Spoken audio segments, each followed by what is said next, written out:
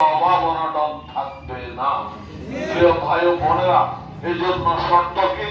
শর্ত হচ্ছে ইমানদার হতে হবে, মুমিন হতে হবে, আল্লাহ রাব্বুল আলামিনের বিধান সমূহ পালন করার জন্য আন্তরিক হতে হবে।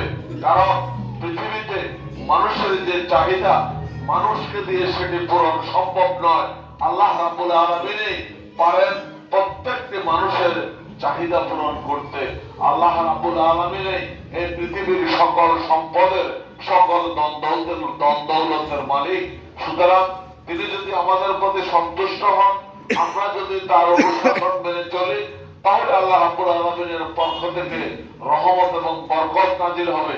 এই যে জমিনে আমরা দাঁড়িয়ে আছি, এই জমিন থেকে আল্লাহ রাব্বুল আলামিন ইচ্ছা করলে স্বর্ণের খনি, তেলের খনি আমাদের জন্য আবিষ্কার করে দিতে পারেন। কি বলেন, পারেন না?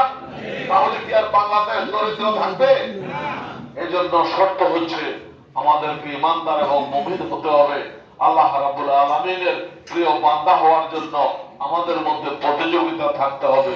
আজকে যারা এখানে উপস্থিত হয়েছেন, আমি আপনাদের প্রতি আহ্বান জানাবো, আবেদন করব, আপনাদেরকে আমি এই কথা বলতে চাই যে আমাদের এই জীবনটা হচ্ছে দুনিয়ার জীবন, ক্ষণিকের জীবন। কিছুদিন পরেই আমাদেরকে মৃত্যু মুখে পতিত হতে হবে। সুতরাং এই জীবনে এমন ভাবে জীবন যাপন করতে হবে, প্রতিটি কথা, প্রতিটি কাজ, প্রতিটি কর্মের ক্ষেত্রে আমাকে খেয়াল রাখতে হবে যে এই কাজটি করলে আমার আল্লাহ সন্তুষ্ট হচ্ছেন কিনা, এই কথাটি বললে আমার আল্লাহ সন্তুষ্ট হচ্ছেন কিনা। যে কথাটি বলতে আল্লাহ রাব্বুল আলামিন নিষেধ করেছেন, যে সেই কথাটি বলা যাবে না। যে কাজটি করতে আল্লাহ রাব্বুল আলামিন নিষেধ করেছেন, সেই কাজটি করা যাবে না। এই এই এই দুটি কাজ করার জন্য আপনারা কি প্রস্তুত আছেন? প্রিয় ভাই ও বোনেরা, তাহলে আমাদের এই দেশে, আমাদের প্রিয় জন্মভূমি বাংলাদেশ আজকে যেভাবে পিছিয়ে রেখেছে, এই দেশে যারা ক্ষমতায় ছিল তার কারণ হচ্ছে তারা দেশের উন্নতি চায় না। তারা নিজেদের আখের গুছিয়েছেন।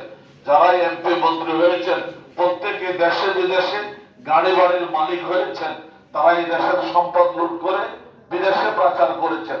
আর যদি সৎ, যোগ্য, খোদাবলী লোকেরা যদি এই দেশের রাষ্ট্রীয় ক্ষমতায় অধিষ্ঠিত হয়, তাহলে তারা নিজেদেরকে শাসক মনে করে না, এই দেশের সেবক মনে করে। জনসাধারণকে তারা আল্লাহ রাব্বুল আলামিনের পক্ষ থেকে আমানত মনে করে। তাদের সকল সুযোগ সুবিধা, তাদের সকল সমস্যা সমাধানে তারা তাদের পাশে দাঁড়ায়।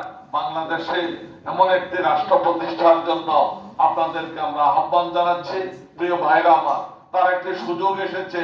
এই যে 2026 সালে যে নির্বাচন 12 ফেব্রুয়ারি অনুষ্ঠিত হবে, সেই নির্বাচনে আপনারা যদি সৎ, যোগ্য, খোদাভীরু লোকদেরকে নির্বাচিত করেন, যারা নির্বাচিত হয়ে এই দেশে ইসলামী রাষ্ট্র ব্যবস্থা প্রতিষ্ঠা করবে, যারা নির্বাচিত হয়ে এই দেশে একটি কল্যাণ রাষ্ট্র প্রতিষ্ঠা করবে, যে রাষ্ট্রের পক্ষ থেকে মানুষের মৌলিক চাহিদা মানুষের দোরগোড়ায় পৌঁছে দেওয়া হবে, এমন একটি রাষ্ট্র প্রতিষ্ঠার লক্ষ্যে আপনাদের সকলকে আগামী নির্বাচনে সৎযোগ্য খোদাভীরু লোকদেরকে দাঁড়িপাল্লা মার্কায় ভোট দিয়ে নির্বাচিত করার জন্য আমি আপনাদের প্রতি উদাত্ত আহ্বান জানাচ্ছি।